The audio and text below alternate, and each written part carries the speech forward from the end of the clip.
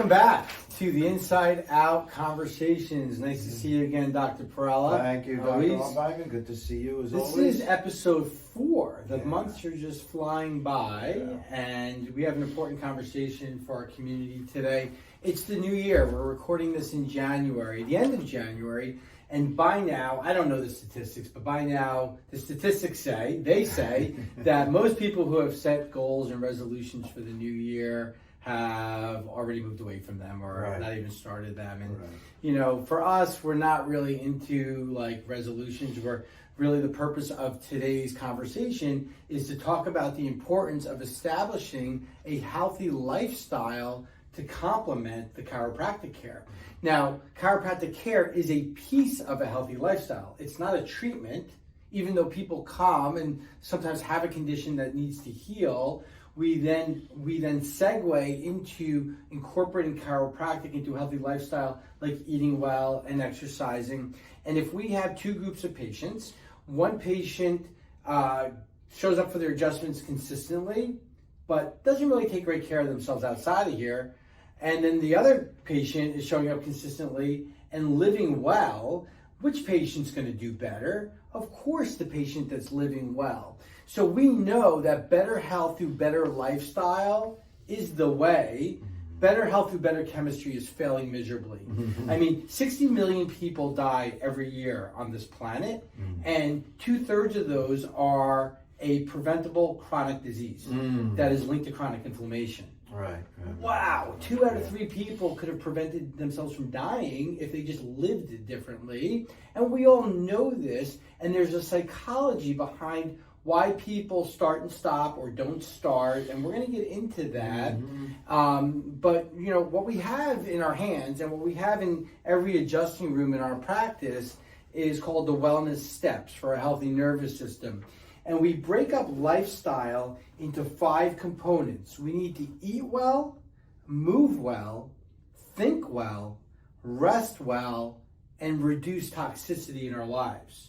Now, the doctors in our practice, we compiled this as like a checklist, so you could go through this and see what you're doing and not doing. And what tends to happen is if you actually do this inventory, and by no means is this like a all-inclusive list, this is just what we came up with, what you'll see is you're strong in probably 3 of these categories and weak in 2 of these categories where you're not doing much. And then what happens is New Year's rolls around and someone goes, I got to get healthy. And what they naturally do is they go to the category that they're good at. They just keep doing more of what they're already doing or enhance what they're already doing. When what we really need to look at is like the gap, like what we're not doing, because that's where we're going to get the biggest bang for our buck and the biggest jump. And again, all of this is to support your healing, your body's ability to heal when the stuff hits the fan. And so I believe that we could be stronger, more vibrant by the end of this year than when we started the year if we live well and make great choices. It doesn't mean that, oh, we're all going to be older by December, so we're all going to be a little more infirm. Like, that's a crazy belief system to carry with you every day. So I don't know. Do you have some thoughts about lifestyle and you want to get us going here? Yeah, no, absolutely. Thank you. Yeah, you know, we were never taught this growing up, right? We weren't really taught about how to take care of ourselves, how to nurture ourselves, how to, you know, give ourselves a better life. For most of us, whatever dynamic we grew up in and whatever we were exposed to was our training for life. And I think that, you know, first chiropractic, you know, I remember in chiropractic college, Dr. Crow saying to me, you know, he said, when you choose chiropractic, you actually step out of the norm, or what's considered the norm, right? You step over the line because you're looking at health and healing differently. And it is about healing and it's about transformation, right? We're stuck in a place, like you say, people come in, they have a symptom, they have a condition. We know that that's an indication to us that they're stuck in that place. So it doesn't make sense to keep doing the same thing you're always doing and thinking, you're going to get that different result, that classic definition of insanity, right?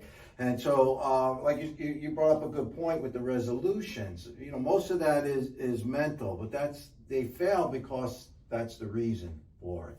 The person is not making a deep-seated emotional change or introspecting as to why is this taking place, right? Or why should I make this change? Right. It's the same person from the prior year. So like we have to change on the be level before we can change to the do level. Is that what you're saying? That's exactly it. Yeah, it's a great way to put it. We have to change on the be level, and that takes going inside, right? If someone is struggling with their weight for most of their life, where did that come from? Was there something where you stuffed emotions with food? And then why was that taking place? And how did that all affect your life and your well-being? And then you start to see, well, this isn't about a New Year's resolution to just eat better. This is a New Year's resolution to understand why wasn't I eating well in the first place? Why wasn't I taking care of myself in the first place, and what happened in my life that I started doing that. And I think that's where the deep-seated change comes in, is that it's a challenge to yourself to say, okay, how do I approach this, whether it's eating better or sleeping better or exercising, or to understand that it's about you making a change to better your life as opposed to just doing something because you think it's good for you, because that never lasts. I have a real life example that happened this week that illustrates your point. Long-time patient, middle-aged premenopausal woman is telling me last year how she's fatigued and she can't get her weight down and she's losing her hair and she doesn't have any energy and everything hurts and she's just not getting any answers from her traditional OBGYN. So I refer her to a OBGYN that practices functional medicine and that will kind of look at things from a different lens through nutritions and hormones and so she engaged this doctor, and I followed up with the patient this week and I said, how's it going with the new doctor? And she said, it's really hard. She wants me to eat breakfast. She wants me to eat more vegetables. Right. And I'm thinking to and she wants me to eat more protein. And for this woman, it was she had already made up her mind that eating breakfast, eating more protein, and eating more vegetables was hard. And so that's a pattern, and that's what you're saying. And so if she sees that as hard, she's probably not going to do well with this. Because we have to establish, like, why do we want to change? And it's probably that belief system of eating vegetables, eating protein, and having breakfast is hard that has kept her where she's at. And the only way she's going to be, and like, what's her options? Her options is to go back and doing it the easy way, her way, which has gotten to her to where she was. So you either have the pain of staying the same or you have the pain of changing. You might as well have the pain of changing. And it doesn't actually have to be painful, because once you get some small victories, you start getting some momentum. You do. And that's a good point about pain and change. We have a saying that when the pain of where you are is greater than the pain of changing, that's when the shift happens. And that brings up a great point about healing, that so many times it just isn't comfortable. And to understand that and to accept that is part of the process. And even doing just that one little thing of, okay, I'm uncomfortable. I'm eating vegetables. It's not the greatest thing. I'm eating breakfast. I'm really not totally okay with that. But that's your starting point then. Is to go easy. We have the saying, go easy. To go easy. It's baby steps. Have some grace. Have grace for yourself. It's baby steps. It's, this expression of crawl, walk, run. Don't look to run. The changes are slow. They're incremental, but they happen as long as you're allowing your mind to shift to that place and to understand that takes time. That's the grace, having grace with yourself. And to not judge what's happening and the way the process is going, because it is going right. Trusting, we all can heal. I really have this understanding. After the years of practice and my own healing, to understand that we all have this enormous ability to heal. The problem becomes we just were not taught it from day one. So we became distant from something that's totally natural to us, and we forgot that it is natural. Yeah. And then we got into a pill society, we got into a fix-it society, and it's very disempowering because you're giving your power away to the doctor or the healthcare professional that's supposed to make you better. Right. This concept that, well, if the symptom goes away, my life is great. There's a fallacy with that. As opposed to, that symptom is a gift moving me to shift, to change, to take on some of these changes and challenges, and to understand that it's difficult for all of us in the beginning because we're rewiring our brain, literally. So if there was a pride of cubs, baby lions on the Sahara in Africa, and they were falling ill, the first thing people would say, the scientists would say, is we've got to look at the environment that could be making them ill. We've got to look at your water, we've got to look at your food source, are their parents, is the mother around? Right. And that's where they're going to start. They're not going to start saying, what medicine do we need to do for all of these lions? That's not natural. Right. What's natural is something went off in the homeostasis of that environment. So if your body's not healing, just like if your garden isn't flourishing, the first thing you start to do is look at the environment. So let's start going through these categories of lifestyle. And the main thing that I'm going to stress here is don't choose more than 2 things at a time. 2 is max. I'd say do 1, install it, do it for 30 days, no, do it for 90 days even, do it consistently, and then add something else in. There's no rush. No. There's no finish line to fitness. It's forever. There's no end. This goes on forever. We'd rather you install something, get really good at it, becomes part of your life, and then you install something new. And you and I were talking beforehand that, we just both recently installed something new into our lifestyle because even the wellness doctors are continuing this process. We're not there yet. There is no there. Right. We're just here, and then we're just building on that. So let's talk about eating well. And there's so much that can be done here. And this is probably something, a category where there's a lot of confusion because there's a lot of conflicting information out there. But your food is directly linked to your inflammation levels. Oh, we can start there. And if we know that the majority of chronic disease is related to chronic inflammation, and if you are in chronic pain, then you can start here by changing what goes in your mouth to decrease inflammation of your body. And one of the great websites to give you the inflammatory and anti-inflammatory foods is deflame.com, DDE-flame.com. And that was started by a chiropractor, Dr. David Seaman, who's an expert on this. I was actually in school with him. Were you? Yeah. That's great. Yeah. And so I would say learn the foods. Learn the foods that reduce acidity and increase alkalinity. That's a great place to start. Absolutely. Something else to add on nutrition? Absolutely. Yeah, and a very simple thing is just drinking more water. And again, if we're dehydrated, we're inflamed. We're not able to clear out toxins efficiently enough. It's a very easy thing to do during the day is just adding more water. Also recommend. That's my water bottle, something really large that's always with you.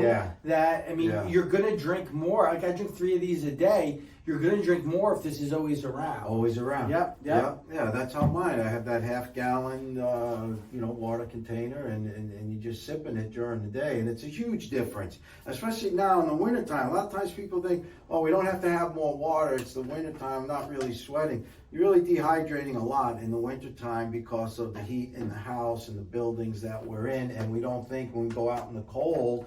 I can remember playing in the snow as a kid and coming in, and one of the things that I did, was just real thirsty. I mean, sometimes we would even eat in the snow, so we didn't have to go in. But, organics as much as possible to get the organic fruits and vegetables.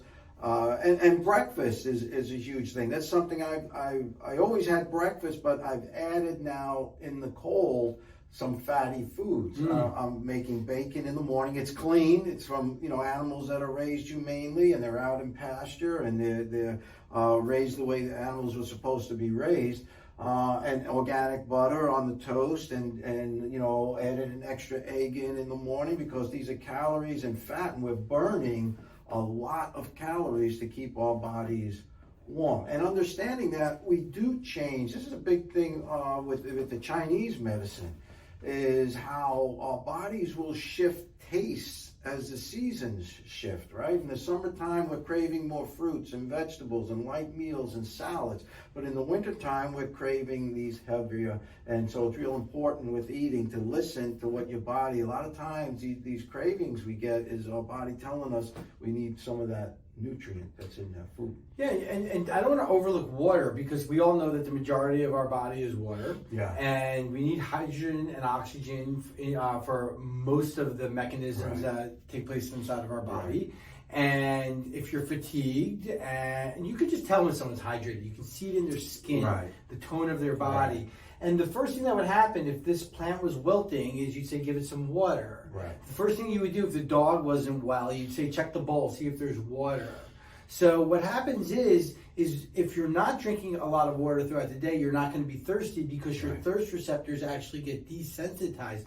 People who drink a lot are always thirsty. Right. I just said to you before we start, I'm so parched, and I've been drinking all morning. So, you know, and as you age, your thirst receptors get desensitized, and that's why dehydration is a chronic problem in older people.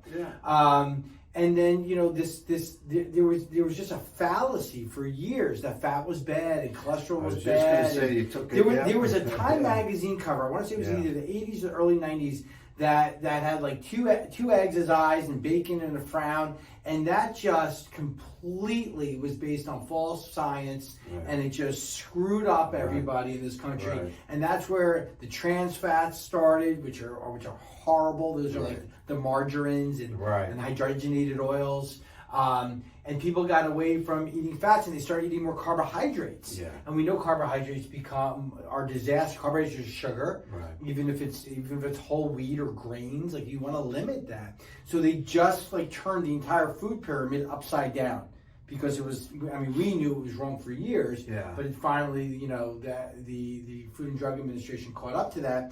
And we know that we need more healthy fats. I mean, we need good fats, and we need good protein, and we need a little bit of carbohydrates. Really, usually in the form of vegetables and fruit. Oh, absolutely, The brain and nervous system, a good 75% fat. It's the insulation that keeps the nervous system functioning properly. And, you know, one of the things now they see is, you know, there's been this whole generation that's been raised on low fat, no fat. And now they see a massive increase in dementia and Alzheimer's, because the brain has, you know, literally degenerated, because it doesn't have those nutrients in there anymore.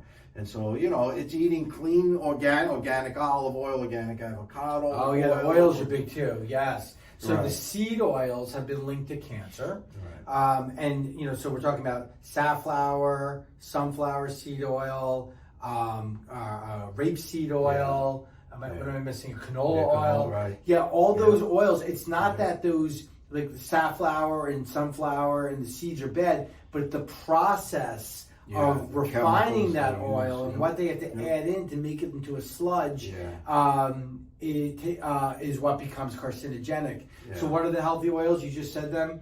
Coconut, olive, and avocado. And you'll see now, it used to be hard to find this stuff. Now it's all hitting the shelves. It is. So a lot of those protein bars, you got to look at the labels, because they have the bad oils in there. And sugars, and you know, they'll put in tapioca syrup and brown rice syrup. And it's all sugar. It's all sugar. It's another name for sugar, and you have to be careful. And these oils are great for your skin too.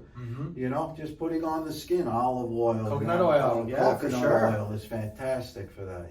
Absolutely. You got to think, like, if it goes on your skin, it goes in your body. We're going to talk about toxicity in a little bit. I think the last thing to say on nutrition, from my perspective, and then I'll hear anything else from you, is supplementation. So we don't always get everything that we need through our diet and our nutrition, and so having a good supplementation plan is to fill the gaps is important. And I actually just recently did a short video on supplementation, and what we'll do is we'll put the link, and it's on the YouTube channel, but we'll also put the link in the notes here. So if you want to click on that, you can kind of link out to that. We don't have to repeat it here. Anything else on nutrition before we move on to movement? No, I think really listening to your body. The moment you put something in your body that isn't good and causes inflammation, you're going to feel that. We all know that feeling of fatigue or the lethargy or the brain fog, right? And like after Thanksgiving dinner. It's like not the yes, tryptophan. No, Not the turkey. No, absolutely not. Yeah. You know, and looking at it is a good point. Culturally, the things that can affect our eating habits. Oh, maybe yeah, not social. as good, right? Yeah, I mean, I grew up, I'm Italian background, and I love to eat, I love to feast, but very healthy. But when I was growing up, it was just this basically gorging, especially at the holidays. And, to understand that, sometimes you don't even realize you're being programmed from the time you're young to have certain eating habits. Yeah. And sometimes that's again where the resolution can fail. You feel like, oh, I'm eating better, but why aren't I, really feeling better about myself in a way? And sometimes that requires to go back in time and see maybe, something, a culture or religion or, how we were raised to look at food, because every culture, every religion has a relationship with food. But some of those relationships were hundreds or even thousands of years ago. How does it relate today? Just quick before I go on, a quick story with that is, the little girl that it's the holiday dinner, and her mother cuts off the ends of the ham, and the little girl goes, "Mom, why do you cut the ends of the ham off?" She goes, "I don't know. That's Grandma when she comes. She always did that." So Grandma comes over, the little girl, "Why do you cut the ends off the ham?" And the grandmother says, "Great-grandmother always did it. Let's ask her when she comes over." And the little girl asked great-grandmother, she said, "Oh, we just never had a pan big enough to hold the ham." Right. So right. Keep doing it that way. The point is, yeah. And if you look around, you may think you're doing well, but you got to remember that over 60% of Americans are overweight or approaching obesity and dealing with pre-diabetes, pre-hypertension. So you may be doing well compared to them, but you can't compare yourself to them. Yeah. You got to realize that malnutrition used to be not enough food. In this country, malnutrition is too much food. You're actually starving and overeating and starving because of the lack of nutrition. Yeah. So I think there's plenty to chew on. Yeah, that's a lot. Pun intended. No. We're moving on to move well. Now, what I've always said to patients, Dr. P, is if we can keep you moving well, we're going to keep you away from the doctor and away from chronic disease. Right. Because when a new patient sits in this chair and they say to me, "I've got lower back pain and it's limiting my ability to walk," and I see that they're hypertensive, pre-diabetic, have high blood pressure, I go, this is life or death conversation. Because if this person doesn't regain the ability to walk, that metabolic syndrome is going to kill them. Right. And so we need to be able to move, and it should not feel like a chore to move your body. And people say, oh, that person is so fit. They exercise every single day. Most likely, a person that exercises every single day, in our society, we would say, oh, that's a fit person. They exercise a lot. Most likely, that person is a sedentary person that moves an hour a day to exercise. And they're probably still not getting enough movement. Yeah. Like, when God made spines, there were no MacBooks and iPads and iPhones. Like, we were hunter-gatherers, so that's what our biology is supposed to be doing. Yeah. And we feel better after we move. You would think that if we were sitting around all weekend because of a snowstorm, that we'd have all this like accumulated energy, but it actually works opposite. Your body is a power plant, and it creates energy as it moves. So people, everybody's telling us about how they did with their shoveling this week, right? And like complaining that they had to go out and move their body. Like, oh my God, I loved it. I loved going out there. I loved the cold air. Yeah. I loved my nasal passages were open. I was actually sweating in single-digit weather, and it felt good. Right. And I actually had the idea that I'm going to actually record myself shoveling to show you everybody how to do it healthy this Saturday before the snow. Right. So move your body and find an activity that you enjoy. No, doing the laundry does not count. That's just like being alive. Okay, it means for me, I like to pick up new activities. That makes it fun. So I never played pickleball. So on my goal board for this year was to play pickleball. And I played pickleball for the first time last weekend with a couple friends and my son. And it didn't feel like exercise. Right. It didn't feel like exercise. Find something that's fun. You don't have to join a gym. Like for me, I work out in my basement. I have for well over 15 years now because I don't have the time to go to the gym, walk out of the car, go to the locker room, change in the locker room, go work out, go back to the locker room, go back to I just go downstairs. I got 45 minutes to an hour. Boom, boom, boom. I use the Peloton app. I bike. I lift weights. I do yoga. I do cardio. I do treadmill. And I'm done. And I go upstairs and shower. And so, those are my tips on movement. What about you? Yeah, no, absolutely. Absolutely. And I've noticed as, time has gone on, that the things that I used to do when I was younger are not going to keep me fit now as I've gotten older. Right. And different things are important. Yeah, the biggest things for me right now are flexibility and balance. Strength is easy enough to maintain, but especially as people are getting older. I have this neighbor, I used to see her out walking all the time, and I hadn't seen her, and then I saw her a couple of months ago, and I was like, hey, I haven't seen you. She goes, I just keep falling. My balance is all off. Yeah. And so she's coming in as a new patient soon, right? I hope so. Okay. Definitely. She could use your help. She could. Yeah. Absolutely. Yeah. And I make the statement that as time goes on, I tell patients it's not about being able to lift 100 pounds. Mm-hmm. It's about being able to bend down and get that pot out from under the sink that you need to cook with. And having the balance really to do this. So for me, I had gotten involved with Tai Chi years ago, and so the balance is very important with that. And I find that I've really been adding that more into my routine. One-legged stands and bending forward on one leg and doing these types of things for balance. And the flexibility, a lot of hip openers and stretching and opening with that because you stay flexible, along with a lot of breathing work and meditation, and getting into now isometrics where you have to hold your own body weight. I think that's very important. So just for them, isometric means you're holding the position. It's not so picture almost like a plank where you're not moving, you're just holding. Even holding a weight like this. You're not doing, this is concentric, this is eccentric, this is isometric. Right, and I was just reading, and there's this great guy on YouTube, and he's in his 60s, and he does all, they call it, I think, plyometrics now. Mm-hmm. But as you age, where you have to train these more fast twitch fibers, because they'll actually start to degenerate as you age. And one of the things that does that is the isometrics, but then also just within, instead of doing a curl this way, you're just in this short range, back and forth, back and forth, back and forth, so you're activating these fast twitch fibers that can degenerate over time. And so it's listening to the body again and understanding that we can age healthy, that a lot of what we see as aging is not aging, it's actually decay that has come in over time. Degeneration. Yeah. So I want to add to this. I just saw a patient this morning, Linda, and she said, I just joined the gym and I'm doing a lot of leg exercises. And I said, that's great. What motivated you to do that? She said, I realized it's hard for me to get off the ground. Right. And I will tell you, I can judge your fitness level based on your ability to get off the ground. If you can get off the ground 5, 6, 7, 8 times, you're still doing pretty well. Yeah.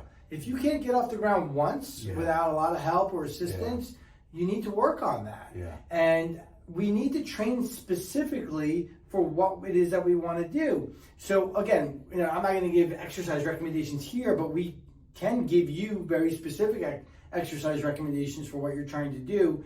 But the biggest thing is making sure your legs stay strong. Mm-hmm. We're only as strong as our legs. And I see these men who have these toothpick legs and big bellies, and they're done. They're doomed. They are done. Yeah. I mean, so we need to stay strong. And so balance is important, but so is power. So if you're afraid of falling as you're getting older, people think better balance prevents them from falling. It's important. But power is just as important, because if I stumble over a curb or over a rug, the thing that's going to catch it is the power of my leg has to catch myself.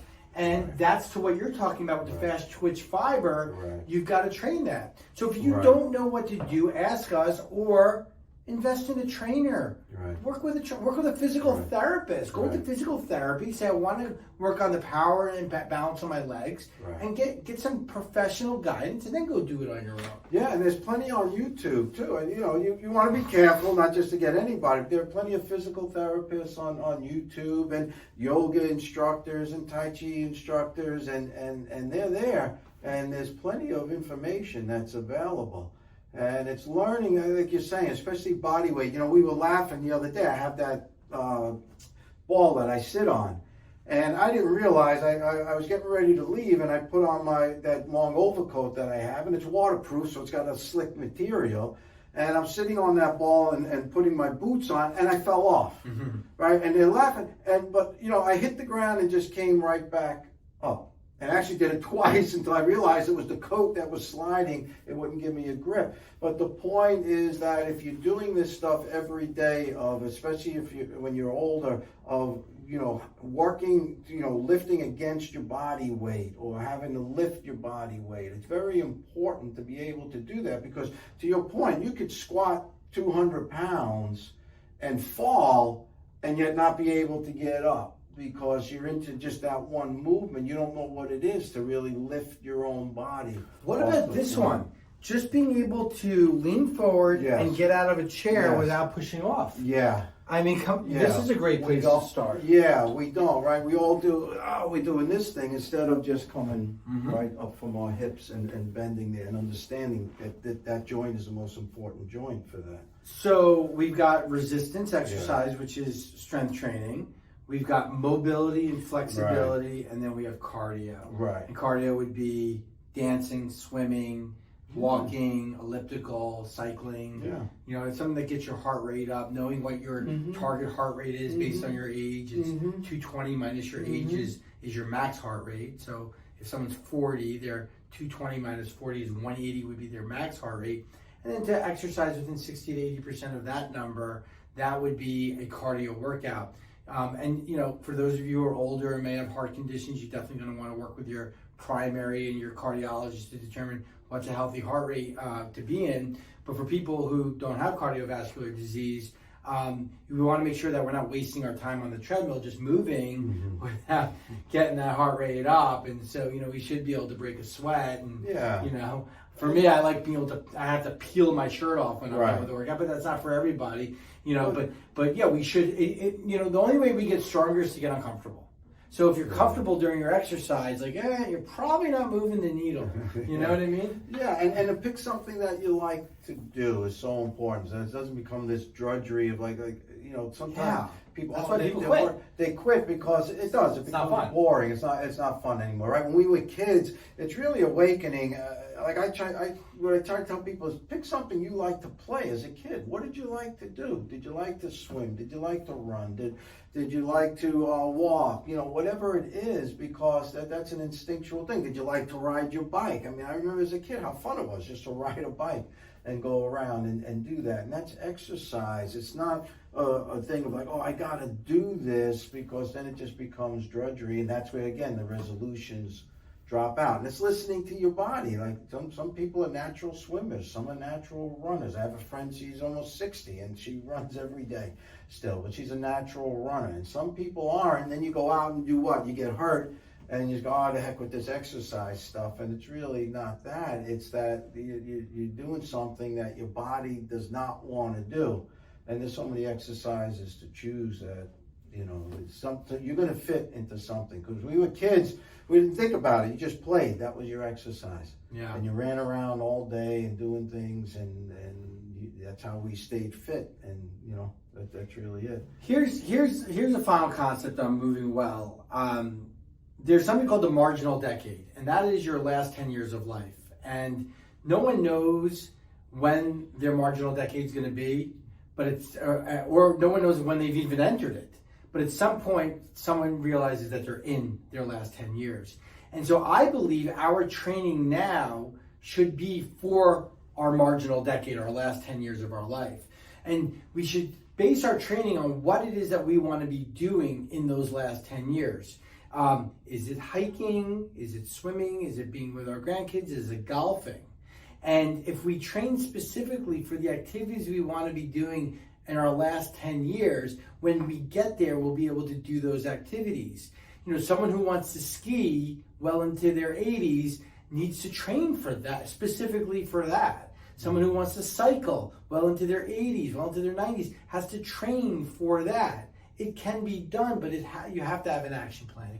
It's not going to happen by happenstance. But we need to move on. Yes. We need to move on. So our next category, and I know this is one of your favorites, is thinking well, the mind-body connection.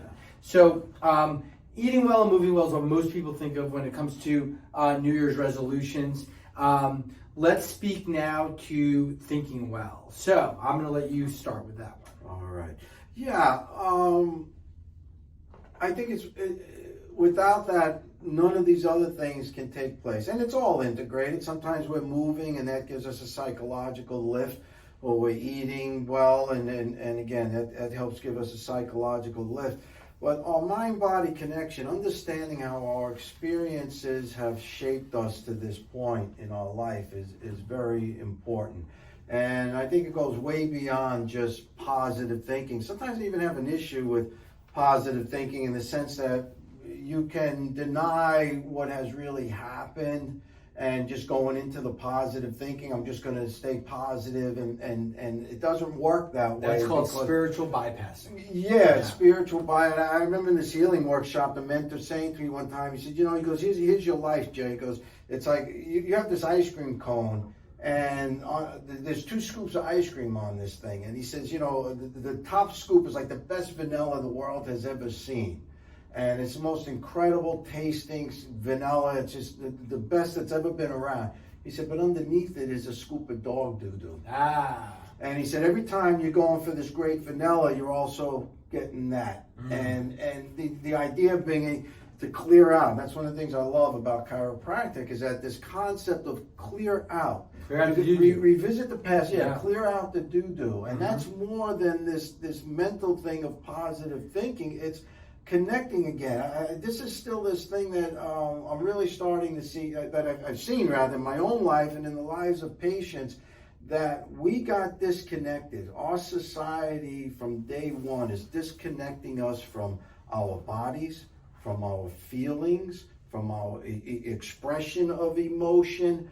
And we're going through life and not even realizing that by the time we get to be 5 years old, we're disconnected. And now that's the pattern that our developing brain and nervous system is getting stuck in. I think it's really beyond the birth process, which is traumatic, that this is now the beginnings of subluxation and the subluxated state. And then we're starting to add on to this. And so these practices like meditation, where you reconnect with yourself. It's not about stilling your mind, meditation. People are like, I don't like to do it because I can't still my mind. I'm like, but it's not about that. Or they say, I'm not good at it. I'm not good at it. There's nothing to be good at. There's nothing to be good at. It's not judging it, yeah. You just sit. You just sit. You just sit. And you're observing your own mind and all the stuff. And you start to connect with that, and maybe crying comes up, or anger comes up, or something from the past. Or the grocery list. The grocery list, doesn't matter. Right? Someone we haven't forgiven. That's huge. In most of our lives, there's somebody that damaged us that we haven't forgiven yet. It doesn't make it all right what they did.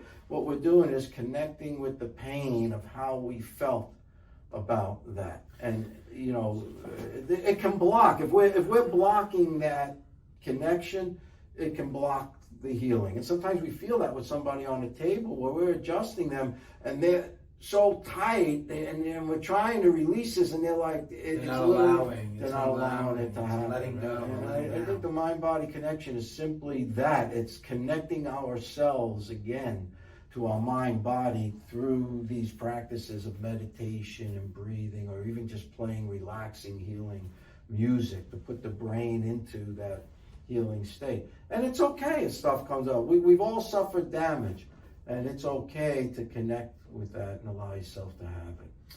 So there's many techniques for meditation, and simply it could literally just being in a quiet room, that you have a nice space that you created.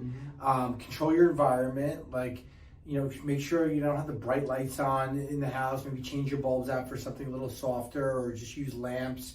The TV shouldn't just always be on in the background, and if it is, maybe it's just nature scenes. You need to create your home so it's like a safe place to land when there's so much noise out there, and especially if there's children in your home. And meditation is simply the act of just breathing deeply. And so when your thoughts wander, you come back to your breath. And you can do what's called box breathing, where you breathe in for, let's say, 7 seconds, you hold it for 7 seconds, and you let it out for 7 seconds. And it could be any number. And what happens is people go, I'm not good, or they're judging it. That wasn't a good one. Like, there is no good or bad. It just is. Like, you just do it. The fact that you sat down and you cleared 5 minutes, 10 minutes, 15 minutes, 20 minutes, 60 minutes to do that for your own mind, for your own soul, is good. Like, that's it. The fact that you did it is good. However it goes during that time is okay. It's perfect. It's perfect. Stop judging it. And the fact that you did it is all that counts. And it's literally just, excuse me, giving your mind, the monkey mind, which isn't even truly who we are, it's just our thoughts, a chance to just relax, to literally relax. It's like putting the bowling ball down. It's like you're holding this bowling ball all day long, every day, from the second you wake up to the second you go to sleep, and you're giving yourself permission to put the ball down for 5 minutes. Yeah. And it feels amazing. It does. And you'll feel better. And then you'll be less reactive when you go back into your relationships and into your life. So we have to protect this. And when I say protect it, literally, you could be on your phone and there is so much incoming coming in, and unless you create a boundary, it's going to take over. And life is moving so fast now that you'll get swept away and not even be aware that you're getting swept away. And so that may mean taking social media off your phone or the apps that you continually check. It may mean going on a news diet. I mean, that's someone else's narrative that they want you to be thinking about all the time, or they want you to get upset about or triggered about. Like, choose your own narrative. Choose your own focus. Find an audiobook, find a podcast, find a meditation app, but control what's coming in. So one of my other changes that I made this year is I went and bought a alarm clock, like an old school alarm clock, because the only reason the phone was on my nightstand was it was my alarm. But the research shows that even the presence of the phone changes the way you sleep. Right. And if your phone's not on your nightstand, what are you going to do before bed? You're going to pick up the book. And I literally read like a sentence and I fall asleep. Right. Whereas if you pick up the phone, you could be on there for 20, 30 minutes getting stimulated and triggered, and it's going to impact your sleep. So now the phone is in the bathroom, and there's a setting where only the important numbers will make it ring, like, mom, dad, and so-and-so. And that's been fantastic, and I have an alarm clock, and it's wonderful, and I feel better for it. Yeah. There's some tips. Yeah, no, absolutely, yeah. And that's that disconnect again, right? Where you're scrolling through a phone, or you're just looking at it and just one thing after another. And then we know there's so much garbage out there today that's not even worth reading or spending a minute. If you can't impact it, there's no reason to be reading it and getting involved in it. Right. Now, if you're an activist and you want to go do something about it, if you can move the needle on it, but what they say is, like, fix your own house first before you start fixing the world. Fix your own stuff. Yeah. I mean, that's a great point, right? We're trying to live a more peace-filled and relaxed life, and that takes training. Right, everything is training. We were trained to have a stress-filled life. That's this society. Chaos. Oh, something always has to be filled. The whole day has to be filled with something. And we don't take that moment to reset, to realize that we have to reset, because if we're not, we're just adding. It's like you're putting a drop of water in that glass every day. You're not turning it over and emptying it out. Eventually it's so full that every little drop causes it to overflow. And this brings us back to our concept in chiropractic of clearing out subluxation. For somebody to understand that it's not a bone out of place, it's the state that you're in. You're wound up. We even use these expressions, right? I'm all wound up. I'm all stressed. He's getting out. on my nerves. He's getting on my nerves. He's a pain in the neck. I'm a bundle of nerves. I'm a bundle of nerves. All of those. That's there. And so, like after you get adjusted or after you meditate, you remember Etch-a-Sketch? It's literally like shaking in the Etch-a-Sketch and clearing it. Or if your computer's frozen, you hit Control-Alt-Delete. And you just like Task Manager. Close. Or swipe up all the apps.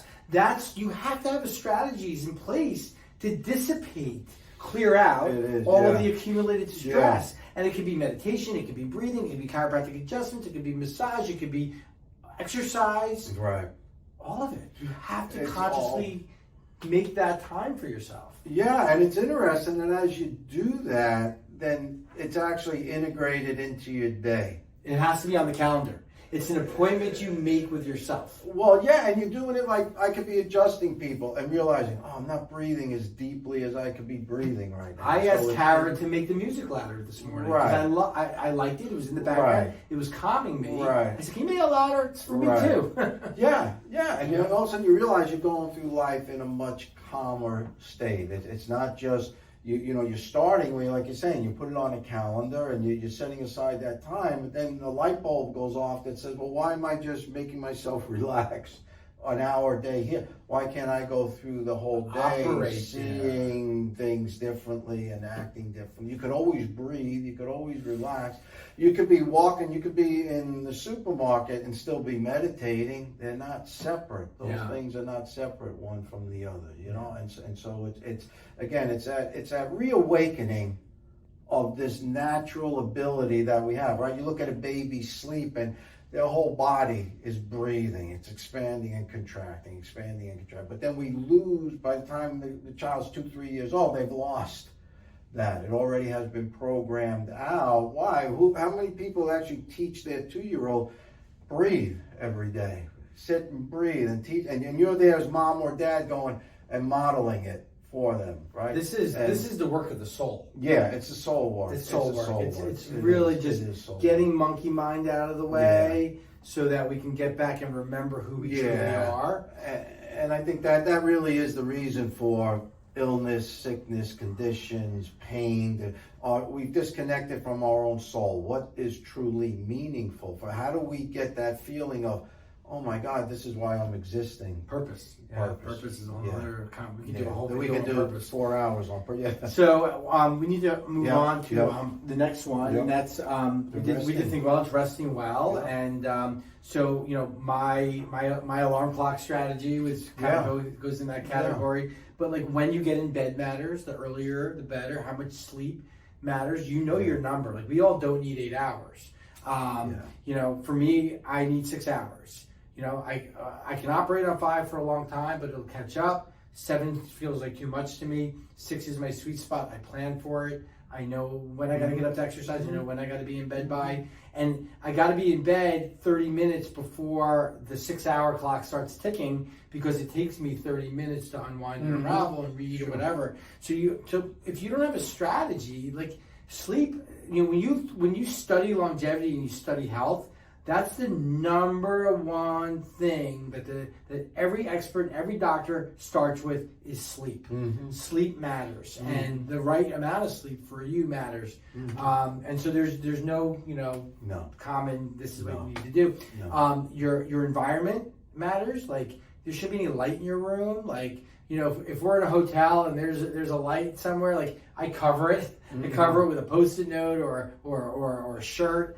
So the room should be cool, it should be dark, and it should be comfortable. The bed, the mattress should not be like a hammock, and you should have the right pillow to support your neck and keep you aligned, and we can talk to you about that.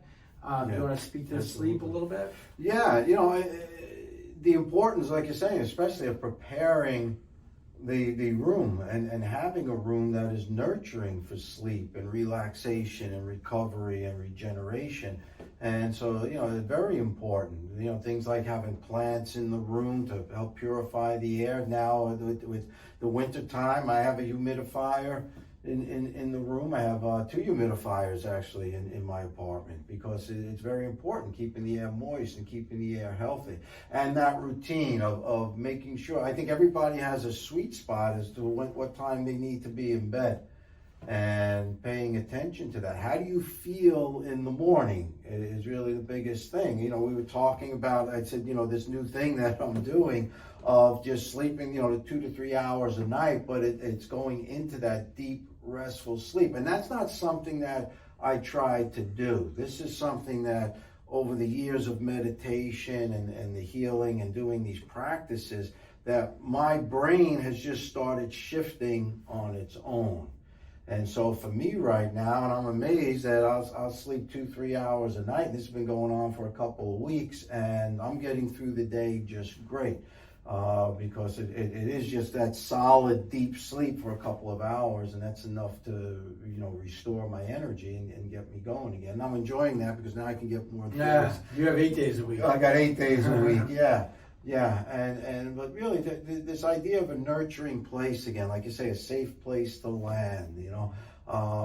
So many beds are just not, they're just not good for people and their bodies. And so when you're sleeping in that, if you are 6, 7, 8 hours a day, it's not good. Even our furniture, you know, what kind of couches are we sitting in, and chairs, and this type of thing? Are we straining our bodies, or are we supporting our bodies? And today it's so easy. There's so much around, and it's all there on, you know, on the internet, and it's on these different things, the podcasts and YouTube and all these different, you know, modalities that we have to bring this information into our lives, and a lot of good people that are sharing a lot of good, healthy information. And so temperature is important. Yeah. You know, I have no heat in my bedroom. I just cool. You know, Cool's better. The cool is better, and I'm fine. You know, you have an extra blanket on, and it's good. Yeah.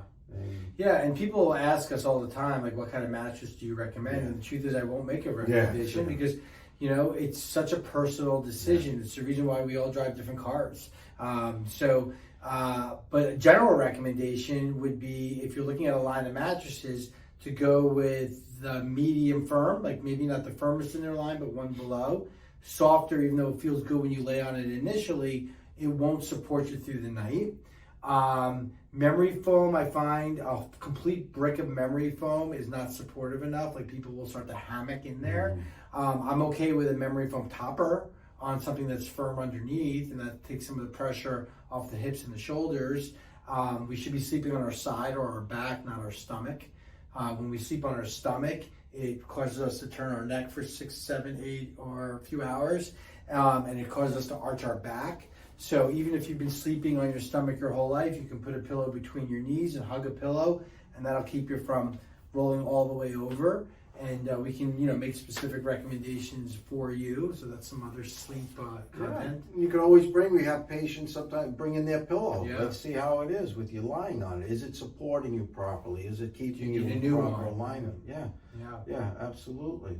It is a very important time. It's a time of our lives. The purpose of sleep, right, is to restore, regenerate, renew, clear the day. So if you're not sleeping well, then that next day, like we say, is added to the previous. Well, over time, that's when the degeneration then sets in. Yeah, sleep's important. It's when we heal, it's when we recuperate. You can't make up for lost sleep. It's equivalent to charging your cell phone. I mean, how many nights have you forgot to charge your cell phone and then it conks out?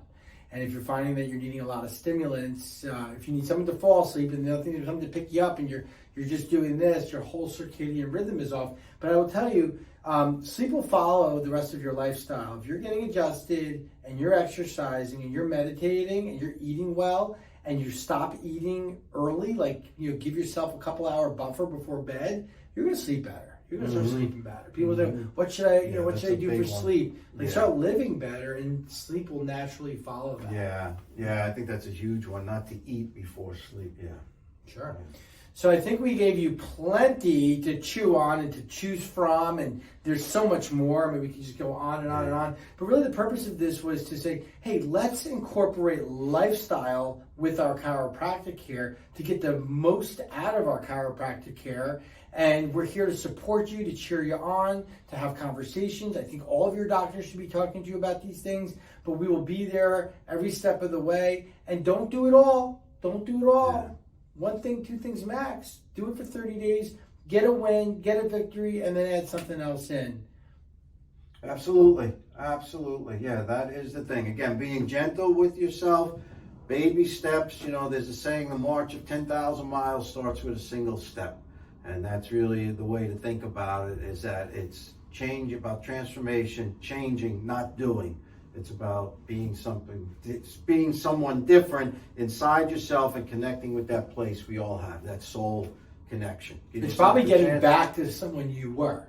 Yeah. Not going to become someone new, but just remembering who you were. Who you were before all the damage got in there. It's a great way to say it. Yep. Absolutely. Thank you for trusting Yes. us with your health, and we wish you a healthy and active year ahead.